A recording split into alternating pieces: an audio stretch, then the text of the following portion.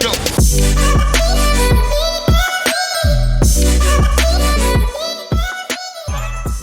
Welcome to Not a Great Whisperer podcast. This is your host, Katie Ray. I am joined with the fabulous Nick Akins today, co-founder of Mission Lago Farms, CBD Me, and Natural Life Tampa Shop.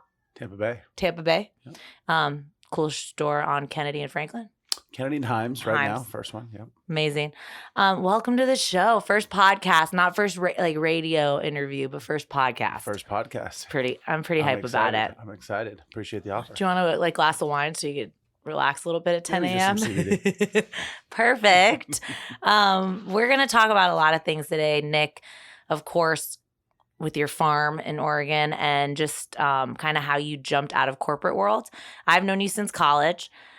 I'm going to take full credit of inspiration of you saw my plants one time and you're like, bitch, I can make a farm. If she can grow, I can grow. That's fucked up.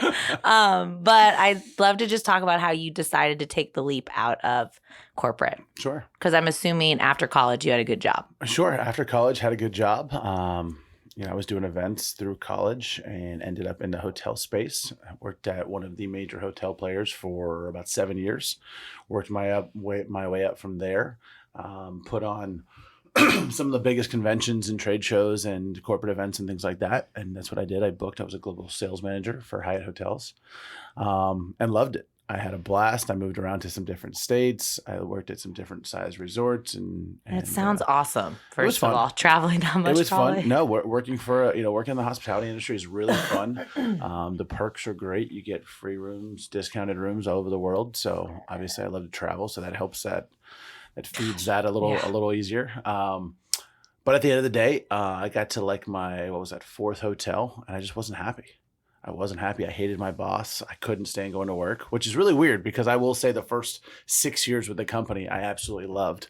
I had some great directors. I had some great bosses. I still talk to those people today. Like those are still, I consider those my mentors today. But you probably become a great boss because of from your bad bosses and your good bosses. I hope so. Yeah, no, I'll bring some of your employees on. I'm just kidding. That'll be next month's session. No, I mean, I hope so. I know what, I guess I don't really keep in my head what my great bosses did that I loved, but I keep more in my head what the boss I hated did that I hated. That you'll never do. And so I make sure I'm not doing that kind of stuff.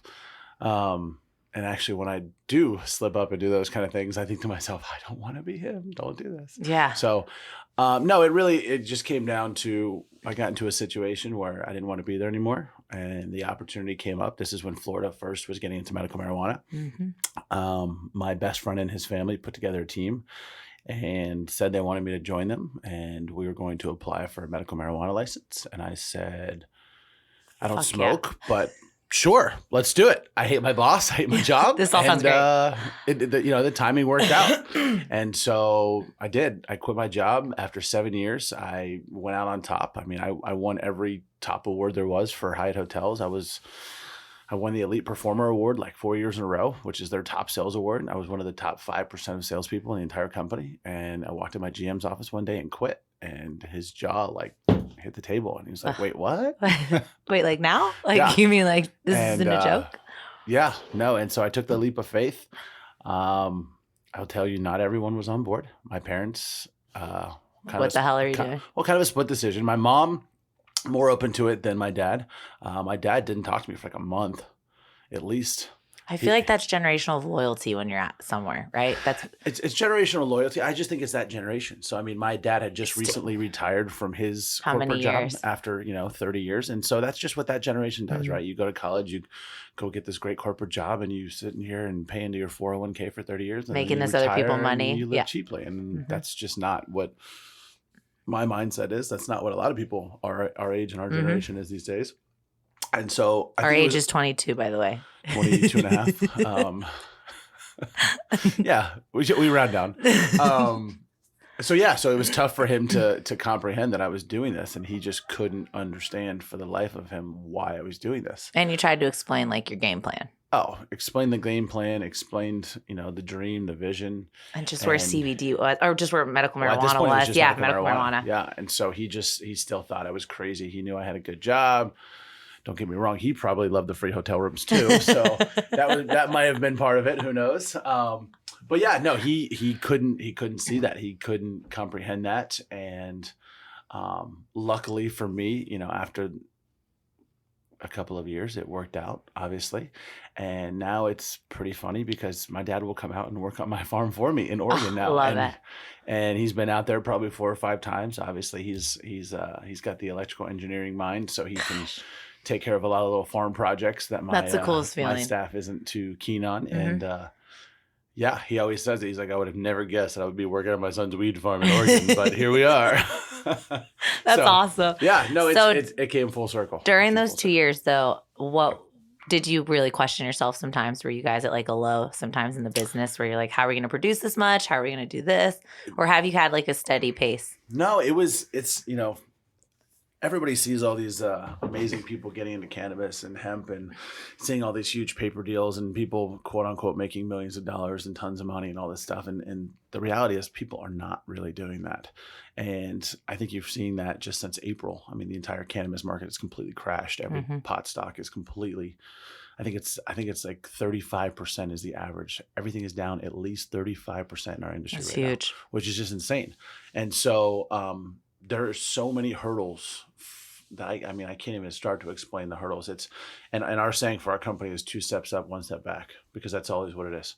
And when things are going good and you're having a good day, you're like, all right, what's about to get fucked up? Because this feels good today. It's just not going to last. You're like, okay, something's going to go wrong. And the crazy part, it always does. And but you're ready.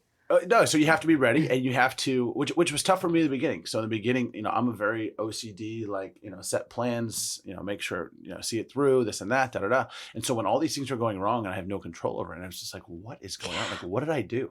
Did I really just leave a corporate world that was a great job, that everything went right for this? I'm like, this is a disaster. And so no, it didn't go well the first 2 years, to be honest. So I quit my corporate job. I moved back to Tampa. We had applied for a license. Florida only issued 5 licenses in the beginning. Yeah. We thought we were teamed with the right lobbying firm and the right people and shaking hands and kissing babies with the right circle. And we weren't. They issued the first 5 licenses. And even though we were the 3rd highest scoring application in the state, we did not get the Central Florida license. They ended up awarding it to Knox Medical. And so right away it was like, okay, I just quit my job and we didn't get a license. We can't do anything right now. Okay, what now? And so at that point we had to, we ended up suing the state. We ended up suing the Department of Health. We were actually one of a few lawsuits that they had to deal with because everything was just completely done the wrong way and handled the wrong way and things like that. So long story short, we ended up settling our lawsuit with the state by them giving us a license because they know they were in the wrong. But that took 2 years. The first 5 licenses literally had a 2-year head start on us when we finally got our license. So we didn't officially get our license until Amendment 2 passed, which was the expansion of the medical marijuana program, which was a solid 2 years afterwards. So were you always up to speed on laws? Like, were you already educated on that to know exactly where you need to be, or did you learn so much along the way? It's a learning curve. Yeah. It's a learning curve. And to be honest, the laws change so often and so frequently. What I've been discussing so far is on the medical marijuana side. So, I'm in the hemp and cannabis space now, or hemp and CBD space now, rather than the THC side. So the laws are changing all the time. The Farm Bill just passed last year. Florida's trying to get their act together and get those things squared away this year as well. And it's happening. It's going in the right direction, but it's a learning curve, and you have to read every article, stay in touch with every single person who has a say in it. We're tied in politically, very closely because these are the types of things that we're lobbying for and making sure. The problem is a lot of these decisions and rules are being made by people who have no idea. I know. That, they've never been on a farm. They've never medical benefits, how many jobs nothing. It brings, anything. Exactly. And I think something people need to realize, like, it's like the Instagram reel or the Facebook reel. Yeah, you're going to be able to do really cool shit, but the amount of work you have in the back end, people don't. They're just like, oh, Nick's just, just open his own CBD with his friend. They're just living their lives. No, but you know how much work there is on the other end? Like, you have employees under you. You have to make sure this game plan works. Timing was probably huge on your part. The timing was huge. we were one of the first people in the cannabis space, and it was a shock for me in the beginning. I'll be honest, the first 2 years, I didn't even post anything on social media about it. I didn't write about it. That's not what my friends know me as. I mean, you've known me forever. No, I don't know you as that at all. Never I was looked at just me like, shit, that. Nick's in the CBD Yeah. industry. And so it was one of those things that like, I didn't, not that I wasn't proud of it, but like until we had a license, like I still wasn't shit, And so, and then once we got the license and I posted a couple of things, there was still like a, single digit percentage of people who actually knew what that meant. Like, oh, okay, you got a license. Right. Like what does that even mean? But again, they don't know that fight. They didn't know what we went through. They didn't know the value of that. And it still wasn't a huge deal to people. A lot of my friends don't really smoke. A lot of my friends luckily don't have conditions that medical marijuana is a huge, help for. And so it didn't really mean anything. And so once I started posting, they're like, what do you do? Like, what happened to Hyatt? What happened to your corporate job? Why are you posting about What are you weed all doing? the time? Aren't you just traveling to hotels and networking the shit out of yourself? What's going on? And I said, no. And but you use CBD every day now. I take CBD I'm a huge every day. advocate of CBD. Every day. It's the only thing I've said, like, I don't, because we've talked about this, like studies on pregnancy, but like for me, it totally threw me off my balance because I was on CBD at least like 10-month period consistently, which is so important. But I could just feel the difference of just leveling out and balancing out like my everyday life, and especially like anxiety of a woman and mom. Just the extra, like when you get out of a car and you wonder what that van is over there. But like those things, like I was just so leveled, and I was like, shit, I'm pregnant. There's not a lot of studies, and you guys are smart about it. Like there isn't enough studies, but you've partnered with. Are you allowed to share? Yeah. No, it's official with USF. Actually, yep. And now you're gonna have people studying. Yep. So obviously, you and I both went to the University of South Florida. Go Bulls. Go Bulls. And Florida started a pilot program for hemp and CBD a couple of years ago. The first two schools were FAMU and UF. UF was the only one growing up until recently. And so with the SB 2010 bill, which is the new hemp bill that we passed last year, we actually added a few more universities to that. So we added the University of South Florida to that, and we have a signed partnership with Mission Lago Farms and the College of Pharmacy over at USF, where we'll actually be growing the hemp and CBD genetics and different cannabinoid genetics, and they will be testing them and studying them on different trials with humans and rats. So awesome. So we're finally going to get some answers. Yeah, no, it's just awesome to have that backing and just having all those lab tests. Like, of course, you have your labs or your third party that you're using with Mission Lago, but it just third party. Like, yeah, exactly. But you have it like firsthand in Tampa at USF. So I am totally excited about this new partnership, right, with USF. It is a partnership. Yep. I love that. And was it fun to go back to your old alumni? Just be like, hey. So that's the funny part about this is that our entire group that's involved, I'm the only one that went to USF. So for me, cool. It's a little bit more of a driver for it. Love that. And, when we had to go and get everything presented in front of the board of trustees and things like that, I went to USF for several years. I've never sat in a board of trustees meeting. Yes. I've never met the president of the college. Like, I had never done any of these things. And so to do that, we were doing hood rat shit in college. We were doing things completely opposite of what I'm doing now. And, to come back and actually have these people look at me as if I'm, a big deal, awesome. When in reality they're the big deal. So that's fun, and I'm excited about it. We actually just signed all of our final contracts, and we were actually issued our hemp license from the state of Florida last week for both us and USF. Congrats. So it's official. I remember you saying that. You were waiting on that. Yep. So we're building our facility right now. We should be done in the next couple months here. And we will be planting our first round of hemp crops here in Florida. That's huge. I'd say the April-May timeframe. That is awesome. Yeah. That's insane. Back home. But you'll still have Mission Lago Farms in Oregon. Still have Mission Lago Farms in Oregon. It's, we've doubled in size every year since we've been there. We're going to be up over 100 acres this year. I bought a warehouse this year. We have the distribution facility out there. How many employees are you at from that on Mission Lago? Mission Lago out there, we're probably up near about 30 employees now. We just had our Christmas party 2 weeks ago, and I think there's about 65 people there. So that's, it's cool to see the company grow, but I think I don't realize how big the company's growing until we do the Christmas party and I get that bill, and I'm like, wait a minute, every year this is getting insanely bigger. Like, what are we doing? Wait, are we sure we want to grow this much? That's kind of when it hits home of how much we're growing is because, the amount of staff that goes to our Christmas party. I know it sounds crazy. But, And your first shop's in Tampa. yeah, so my first CBD shop is in South Tampa, right in the heart of South Tampa, which is Himes and Kennedy. I feel like we're very centrally located. We found a really good spot there. We're in a good plaza. Store's doing extremely well, so well that we're getting ready to open a second store in downtown Tampa. Just obviously the foot traffic downtown, the thousands and thousands of people that work downtown on a daily basis. We have all the people coming in from out of town for conventions and lightning games and trade shows and all sorts of stuff like that. So we saw an opportunity on a location down there, and we jumped on it. The current tenant will be out this week, actually, and we will start working over the holidays to get it open by January. Oh, shit. So how do you feel about all the different hats you're wearing right now? Because, I mean, you're in the farm, you're doing back-end operations, you're doing administrative, you're doing face of the company, you're doing... He just started crying on the other end. Just kidding. No, it's but like that's a lot. So right now, because you're growing so fast, I feel like you and your partner, your best, right? You guys are best friends. Yes. Have to take on like all right now. We're okay. I love him right now, not tomorrow. But like, there's so many different hats because it's a business where you really have to trust people, right? To take on that role and delegate that full task to someone, right? You do, yeah. No, delegating. Because one fuck up could fuck up the whole operation. Correct. Yeah, no, delegating is very tough.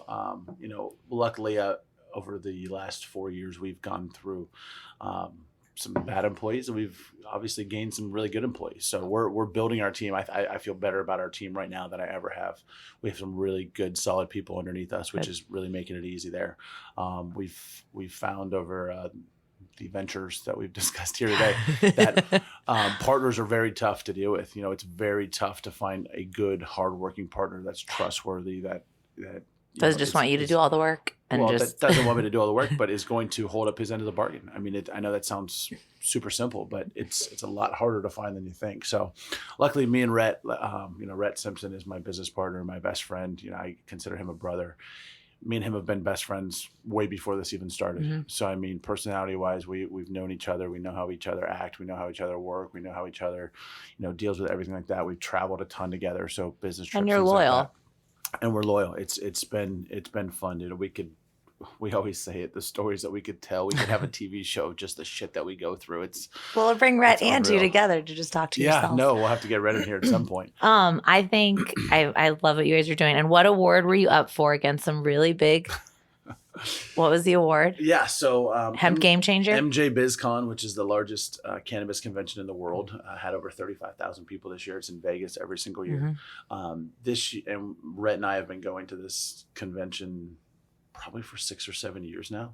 We've been going to this convention since it was actually being held at a hotel rather than the convention center. Mm-hmm. And it's grown so big now that they have the majority of the convention center. Is that a hotel? And then you're like, okay. And so it's just amazing to see that thing grow, obviously. And so we've been going ever since then. This is the first year, I think this is year 8 or 9 for them. And they decided to do an awards ceremony, an awards gala, and start giving away awards. That's cool. And of course, it's a THC convention, so their focus is cannabis and THC, mm-hmm. and that's fine.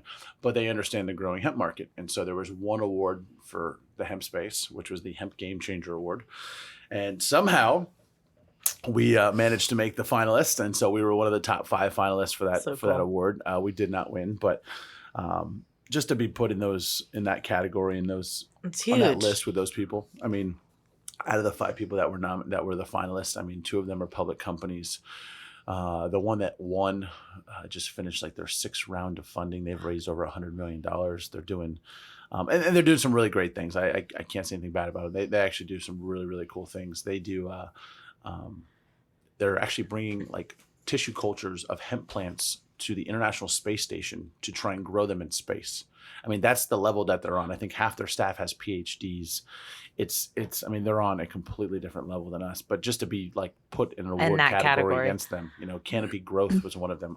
Canopy. Yeah. I own Canopy stock. Mm-hmm. So to be nominated with a company that I actually own stock in that's awesome. It was, it's humbling. It's humbling.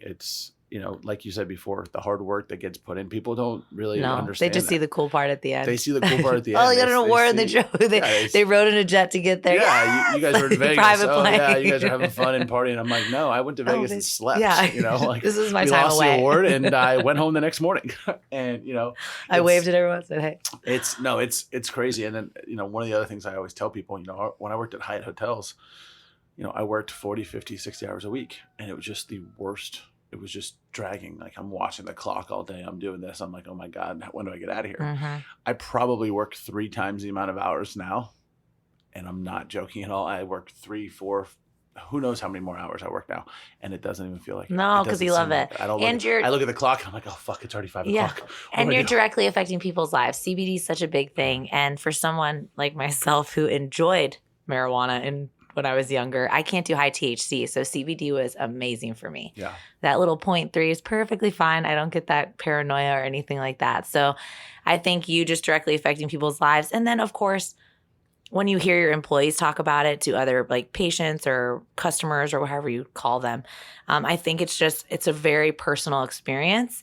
And even though Hyatt was probably amazing for your experience and just how you run a company, I just think CBD isn't just when people are like, oh yeah, I should get into that industry. It sounds profitable, but it's literally a people-focused industry. If you take it like that, and legit companies. And it has to suck when you see shit at gas stations being sold and you're like, what the hell is this? Why are people vaping this right now? Yeah, no, it's a little frustrating. I mean, obviously everyone's getting into the green rush, right? Yeah. Everybody wants to be in cannabis. Everybody wants to be in CBD. Mm-hmm. There's so much money to be made, this and that. And don't get me wrong, we're doing extremely well. But we started this 5 years ago. We started this before people knew what CBD was. Mm-hmm. There's so many new people in there now that, oh, I have $5,000. I'm going to go start my own CBD line and I'm going to make millions. And and you're right. They're selling them in gas stations for 99 cents as you're checking out because you bought a bag of chips and a Gatorade and there's a CBD gummy right there for 99 cents. And you say, oh, you know what? I hear it's great. I hear CBD's great. And so, there's people are buying this 99-cent gummy bear and they're like taking it, going home. Wait, nothing happened. CBD doesn't work. Yeah. And so, and that's kind of one of the biggest challenges in our industry is, people who are getting exposed to CBD, which is great that they're open to trying it, but then, what they're trying is not a properly tested and properly strength product for, what they may or may not be experiencing. And so that's the best part about the stores. And so I didn't fully intend to go vertically integrated when I started this, but as luck would have it, I am fully vertically integrated at this point in the CBD space. And so to see that store, like you said, the customers are coming in and we have an extremely talented and educated staff. And that's kind of where we separate ourselves. And so to see people come in and literally sit there for 30 minutes and just ask questions and make sure they're getting the right product and make sure they're getting something that's going to help them and to open up. I mean, it's tough for people to open up sometimes about what conditions they have or what disorders they're having or things like that. I know I'm a very personal person. Mm-hmm. I can't do that. I can't walk into a place and say, hey, this, storefront, this. Let me tell you about what's going on. And surprisingly, a lot of these people do. And, again, it's one of those things. My staff aren't doctors. They're not, they don't have any type of medical, experience and things like that. And people are still coming in and opening up with their medical history and issues and things like that.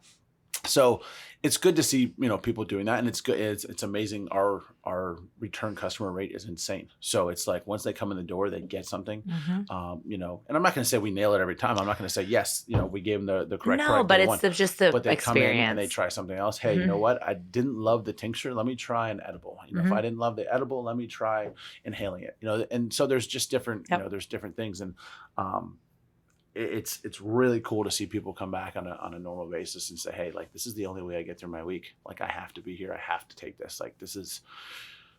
It's cool. It's a cool feeling.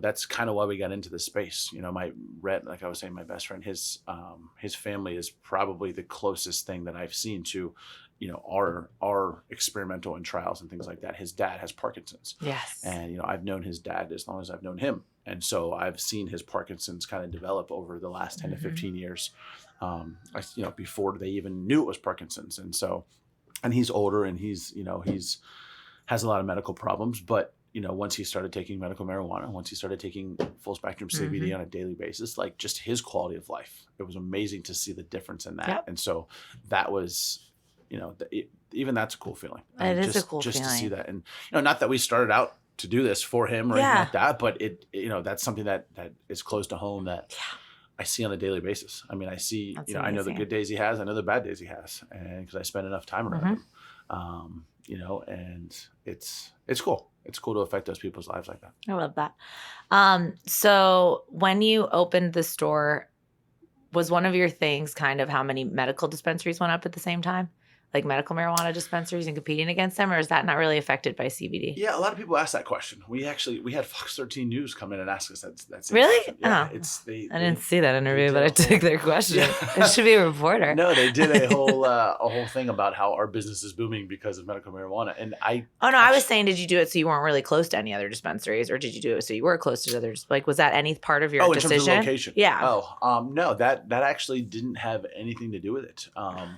The benefit of ours is we don't have to have all the medical, specific requirements and things like that. State fees. So all no, that I shit. wouldn't say that. I would say, we wanted to be on Kennedy. Okay. We wanted to be You on knew exactly the busiest road in South Tampa. I have tons of friends here. There's tons of there's where we are in South Tampa. I mean, 10 minutes. I know. There's so many people that live there. And so for us, it was more of just a location. It was how many people are driving by. It was, obviously we want a nice storefront that's respectable. And, there's unfortunately on Kennedy, there's, probably 10 different places that sell vape juice or CBD or kratom or kava or anything like that. And we wanted to differentiate ourselves from those people because, how does Joe Blow that's driving down the street know the difference between this guy who is selling kratom with, big green neon lights on the window and a lizard and lizard stickers and things like that versus ours. I mean, until you walk in, you don't know the difference. And so, that's why I know people are going to probably crucify me for this, but we leave all of our lights on at night. So the store. So I want people driving by at night to be able to see in the store and see the difference. And it's a very clean. People are going to look. Elegantly presented. We have tons of products. We have the largest CBD selection in all of Tampa. All of our products are tested. I know every single brand that's in there. If I don't know them personally, I know of them, or I know what their products are made of, where their products are made of. You walk into a lot of these gas stations or vape shops or anything like that. It's like, oh, show me what CBD you have. What brands do you have? Yeah. Oh, this one right here. This is what we have. Oh, where's it grown? Oh, we sourced it from somewhere in Colorado. I think it's on the back, or if you go on the website, you can probably see it. Like, that's not the answer that people want to hear. We want to know what you're getting. People are thinking about putting this into their body. They want to know what it is, where it's from, how is it processed, what lab was it made in, like what's it going to do to me? They want to know all these questions. And so when you're asking a gas station attendant, about their CBD products, or the smoke shop down the street, or the smoke shop down the street, and the guy's already high, so he's not going to give you a straight all answer. Of them. Yeah, they're not going to give you a straight answer either way. And if you can avoid the cat walking by you in the store, you should be able to ask whatever questions you want. Yeah, but, you could. Yeah, no, it's a completely different element, different focus. We're trying to set ourselves apart on that stage, and I think that quality. I think that we're doing that. Yeah. So how much fun is it to like carry bud around and not get arrested? As someone who's arrested for carrying bud around. Yeah, no, I'd like to hear that experience. It's a different feeling. Well, and so I think it's going to go a step further. So it's not just like carrying it around, because I don't typically carry it around. No, I'm however, just saying like a jar of it. I do drive a lot of it across the country. When I first got started, I didn't trust any of my employees to drive tons and tons of flour to different, customers around the country. So, me and my business partner were literally driving truckloads of hemp awesome. all across the country. Awesome. And don't get me wrong, we do it completely legally. We have all the licensing, we have all the testing, we have all the paperwork. You're not drug trafficking. But at the end of the day, just driving it. We're still driving a truckload of cannabis around the country. I know. And so, had we ever have gotten pulled over, a lot of questions. It's a tough sell. A lot. I mean, even to this day, you see, there's still semi trucks getting pulled over that do have this stuff, and unfortunately for police officers, there's no way to tell the difference. I mean, it looks the same, smells the same, feels the same. The only way is to test it. And I mean, any police testing lab right now is at least 30 days out. So what are they going to do? They're going to take it, they're going to hold it, and pray in 30 days they get your test back and that you get it back. So luckily, we haven't had any major issues on that. Knock on, there's no wood in here. We haven't had any major issues on the trucking logistics side. When it comes to sending stuff through the mail, we've had, oh my goodness, we've had a ton over 3 years. So I mean, I could tell you, we could do a whole podcast just on stories of us sending stuff through the mail. So Getting it sent back. we've gotten it sent back. We've had boxes delivered empty because the mailman stole it out of the thing. We've had packages stolen. I can literally tell you stories for days about. I'm not laughing because it's messed up. It's your product and you worked hard for it. But it's tough. what would you do if I saw a whole box of bud on my route? What would I do? I don't know. I can tell you what they do. I would not. I can tell you exactly what they do. Yeah. So no, I've had customers call me and scream at me and say, "Oh my God, you shipped me an empty box. What are you doing? You're this like, place is a scam." And I'm like, look at the tag. It left as 15 pounds. It's now a 1 pound box. Clearly there was some product in there when we waited to ship it out. I go, clearly it wasn't me. Someone smelled something. So yeah, so we've had that situation happen. I've actually had, and I don't know how this is even possible, but we actually had somebody open our box, open another box. And I truly to this day think it was the UPS and USPS inspectors. And they actually put someone else's product in our box and shipped it to these people. Well, the product that they put in our box was THC lollipops. So one of my clients received our flour and THC lollipops, and they call me flipping out because, of course, that puts them at a huge liability.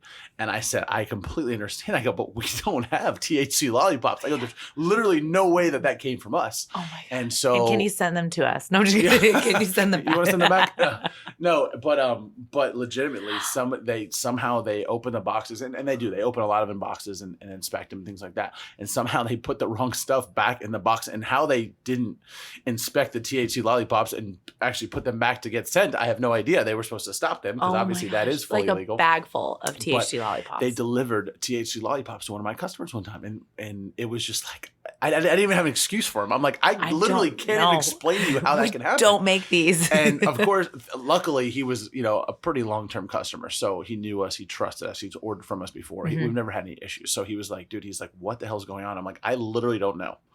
And how are you supposed to call back? Because then it puts him liable, right? Well, no. So obviously, we have a pretty close relationship with our shipping company, or a shipper at the time. We use a different one now, but the person that we used at the time is a shop that actually uses all the different domestic shippers. And so I went to him and I'm like, dude, how in the hell could this possibly happen? And of course, it wasn't him, it wasn't this, it wasn't that. So we never actually got to the bottom of it, but. The stories that I could tell you are just insane. So luckily, and I don't know if I'm allowed to say this, but I'll say it anyways. So the UPS, United Postal Service, right? Largest shipper in the world right now.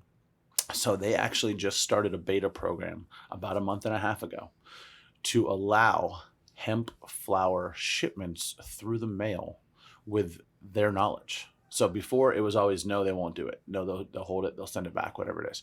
So we were actually asked to participate in their beta program. So we're one of 16 farms, and the beta program is only in Southern Oregon. So there's only 16 farms in Southern Oregon because they know that that's like kind of the hemp, the CBD flower capital of the country.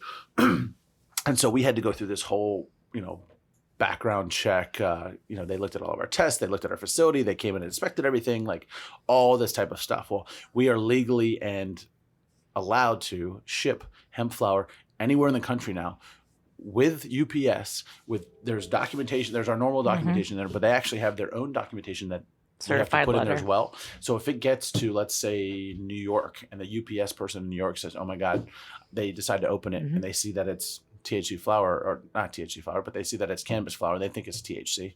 They open it up. They have to look at the document. There's a number on there for them to call that says, this is approved, this is tested, this is fine. Tape it back up and ship it and deliver it. And so luckily, we've been able to use that this year, and it's been a complete game changer. I was just going to say the change. I mean, the stress levels go down. Well, it's just because, who's going to be the hero today? Who's opening this package and thinking they found, weed? Okay. Yeah. It's just fuck. And I can tell you, I don't know if you remember, so last year, October timeframe, which obviously is one of our busiest times, that's harvest. That's when all of our orders are going out. That's when everybody's ready, to restock out for the year. Well, last year during October is when they had all those mail bombs from that guy in Austin, Texas, or somewhere in Texas, whatever. They were stopping every single. I literally lost probably $30,000 in product because they were stopping every shipment. They stopped everything. They stopped everything. And it was USPS, FedEx, UPS. I mean, everything was getting stopped. And, sometimes, don't get me wrong, we've got it returned. But that time frame, they weren't messing around. Anything it was, they stopped it, destroyed it, gone. So, I mean, we lost a good solid $20,000, $30,000 worth of product. Just I'd say in a 10-day period. I mean, it was insane. And so I literally just said, you know what, we're not shipping anything else right now. And told my customers, hey, we're putting it on pause when they figure this out or when we think we can do this again, because the back and forth, it's bullshit. Well, because I have to eat that loss. I mean, that's not the customer. The customer paid me, right? And even though we don't guarantee shipping, when the tracking says that it never left Medford, Oregon, because it didn't go any further than the building that we delivered it to, I don't have an argument there. Now if it goes all the way to the Fort Lauderdale FedEx department and magically disappears in FedEx, outside their building, that's, we don't truly consider that on us. But that was a huge issue. That was a huge issue. We had the same thing for other countries. I mean, we ship into Europe. CBD flower in Europe is a huge thing. Really? Yeah. So they're I think a little bit more well educated on CBD over there. And so when they find farms over here that they know and love, which luckily we're one of those, they buy a ton. And so we ship a lot of stuff over into Europe. And the tricky part is because there's so many different countries, there's so many different rules. So every country has a different rule and has a different THC requirement and has different testing requirements and has different paperwork requirements. And they actually change like every month. And so, some of them are at 0.2, some of them are 0.3, some of them are 0.5, some of them are 1.0 in terms of THC levels. And so that is hard to keep up with when I'm trying to just fill orders and, which one is it this month and this and that. And so there was a time, actually it was last year, there was a time we have a customer in Italy that we sent like 30 pounds to Italy. And so obviously it has to get through customs and they have to go through all that. And then from there, it needs to go in, to the customer. And a lot of times in those countries also, they have to pay an import tax. So they actually have to come pick it up, pay a tax based on what it is, because that's how these countries are lined up. Yeah, of course. Well, we sent something to one of our customers in Italy. And when we sent it, they were accepting hemp. And they were open to it, and the government was okay, and it was cool, and it was like the third package we sent. Well, I guess by the time it got there, they had changed that rule, and so they had stopped that package. And of course, my customer's calling me like, "Hey, what's up? I didn't get this." Right here. I go here. I go, it's proof that it's at customs right now, and so he was at customs trying to get it figured out, this and that. Long story short, he did not get it because that month he wasn't allowed to. We sent it in February. In September, You finally got it? they sent it back to us. We actually got they shipped it all the way back to the US. Thank you. Back to our farm. So one day in September, my shipping director goes to our shipping thing. He goes, yeah, we got this package back for you guys. And it happens once in a while. So we're like, okay. So he picks it up, doesn't think anything about it, takes it back to the farm. And then he opens it up and he starts taking out what's in it. And he's like, wait a minute. He's like, we don't even grow these strains. These are our strains from last year. And he's like, what the? And he looks at it and he goes, this is an order that I shipped to Italy 7 months ago. Shit. That they took that long to say, nope, we're not going to do it. And they shipped it all the way back from Italy from the customs department, which was insane. which was just insane. I had, that was a good story. What other stories? I have one where I actually had one of the customs people in one of the European countries call me, or I'm sorry, he didn't call me. I think he emailed me, and he's like, this and that. We stopped your hemp. Doesn't have the right importation paperwork. You need to do this. You need to do this. You need to do this, and then we can consider, letting it in the country. And I said, sure. I said, send me over the paperwork, and I'm happy to fill it out. So he goes, well, we don't have the paperwork, and I said, well, what am I supposed to fill out? And he goes, well, you need to contact the customs agent, the importation customs agent for Italy, which is located in Miami, Florida. Here's his number and email. So I said, okay, great. So I called the guy, didn't answer. And so I emailed him. And so I basically forwarded him the first guy's email. I said, hey, we're trying to do this. He said that you have the documentation to send it, this and that. And so I waited for him to call me back. And so he called me back. And he goes, well, we don't have that paperwork. And I said, okay. I said, well, where do I get it? He goes, I don't think it exists. I go, so you're requiring me to send this with paperwork that you don't know where it's located. Well, yeah, I mean, we can start creating stuff like that, but at this time we don't have any paperwork for that. So it's like, it's one of those things that literally this industry is so like, and it always changes. That like people are have saying no that idea something's required and that document's not even created yet. Well, because people don't know what to do because it's just blowing up. Like And it's just expanding and they're just like, oh no, we can't do this. We can take this. We can't take that. But I think it's an awesome industry. I think you nailed it at timing. I think you and Rhett are just living your best lives, working like 70 hours. It doesn't feel like it a week. Just We're trying. We're trying. what? Okay, so let's go over everything. Handles. Let's go over websites, all that fun stuff. Sure. Handles. Well, so our main industry, our main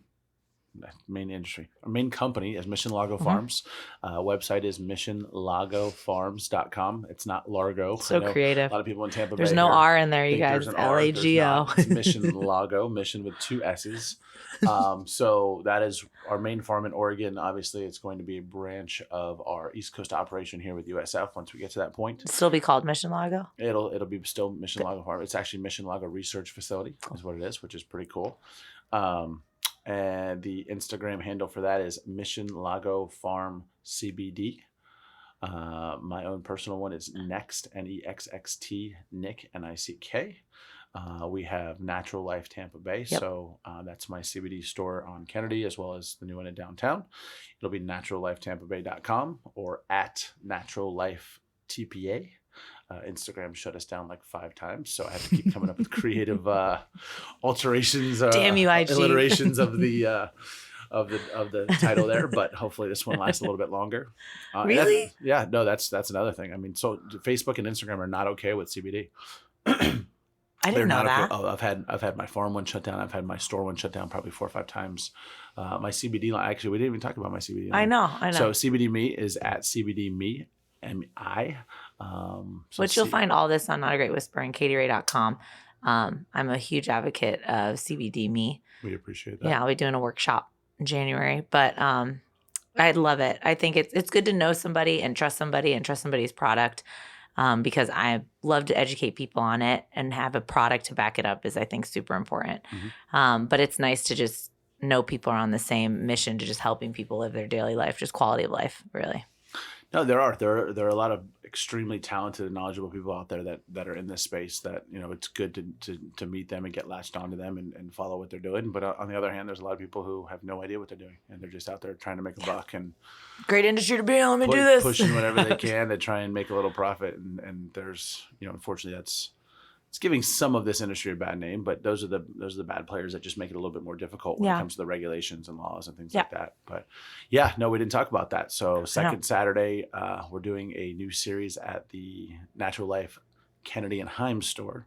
It'll be the second Saturday speaker series, and every month Katie Ray will be there on January 11th talking about her experience in CBD, the difference between full spectrum and isolate, where she started, where she is today, why she talks about it, how the podcast started. So we're gonna have some drinks, hors d'oeuvres, some free samples of some different CBD products.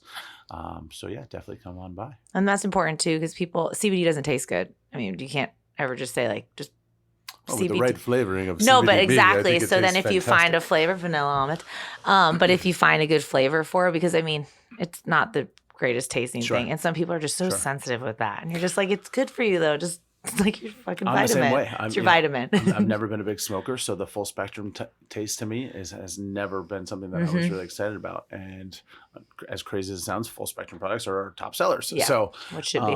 There's it's flavoring is important. We have a lot of different flavors. We have a lot of different carriers and different products. The store is not just my line. I mean, we probably have, actually, I know exactly how many we have because we just did a full inventory for our new store. We have over 500 products in our store. Which is really good to show people different brands. You're an advocate of CBD. Yeah. There's going to be different things that work for different people. Correct. And you're not going to only say only my line is going to work for you. Correct. Yeah, no, it's there's different price points as well. There's some brands that are out there that are made, at an extremely low price that people are obviously very price cognizant. And then there's other ones that are extremely high in CBD content and milligrams, and people walk in and say, hey, I want the one with the highest CBD amount. Yeah. And so, we have over, like I said, over 500 products. I'd say easily 50 to 100 different brands. So obviously they're all made a little bit different, and they're all focused on a little bit different avenues. Some of them are made for sleep, some of them are made for pain, some of them are made for everyday life and in your morning coffee. So we have a little bit of everything. We have, I'll be honest, when we opened the store, I didn't even realize there was this many products that CBD was in. I mean, we have bath bombs. We Oh have yeah, makeup, different we ways have, of yeah, yeah, exactly. tinctures, obviously. Yeah, the edibles. administering There's routes. foods. I mean, there's we have inhalers. I mean, there's eye drops. We have everything, and as crazy as it sounds, there's a reason that those products are created. There's a certain person out there that needs that product Administer it for a this certain way. reason. Exactly. So, Isn't that cool though? it's cool. No, it's cool. Well, you're always learning now. You know, you haven't like tapped out. Maybe in your hospitality industry, like you were kind of like just going with the flow because you already knew everything. But right now you're learning every day, and it's kind of exciting. Every single day. Every single day. I always say when I'm on the farm, if I don't learn something today, there's an issue. I hope everyone doesn't hear this and is like, I'm going to get in the CBD industry. You kind of have to have. Well, this guy did. This guy sounded like he just jumped from here. No, it's a lot of hard work. It's a lot of, I mean, and obviously we're only telling the positive stories. Yeah, of course. You know, I'm not or how you got through. Yeah, I'm not telling you about all the days that we looked at each other like, what the hell are we doing? You know, did we do this? How much money did we just spend on that? And it didn't work. And you know, there's a million. I mean, farming alone. We won't get into farming. Yeah. If you know a farmer or have ever been a farmer, you know that nothing goes right on a farm. Everything breaks. That's so cool to know that though. Now it's just insane. It's part of your everyday life, and you have to adapt, and you have to learn how to spin it into a positive, or you know, obviously. Get around that issue and keep moving forward. I think it's awesome. I love that. I think that you're back in Tampa. I hate to say we graduated. Gosh, shit. We'll leave that alone. Like 11 years ago. You'll just shut up now. But I love that you're back, and I appreciate you being on the show. I think we should bring you and Rhett back for sure. Thank you for having me. Different little topics just about the industry, the life. But I'm glad this was your first podcast. First podcast. Yeah. And Ebor with the roosters in the background living their best life. You got to love that. And we're at BKN Creative Studios. You'll find Nick on what? Started at Ebor. We're back in Ebor. I know we are back in. Oh, man. Yeah. Oh, man. Ebor days in college. But that was only like 2 years ago. So Nick, you'll find him on the Not a Great Whisperer page. All of his businesses that he is running right now. CBD is definitely a growing industry, but get with people that are educated. Get with Nick's companies. Understand really what you're getting yourself into. Do not pick up something from a gas station. And Not a Great Whisperer podcast. We have a ton of information on our website. Oh, you really do. I know. Tons of information. And we're at BKN Creative Studios in Ebor. And Nick, thank you for joining. Thank you. Woo! Yes. We're out.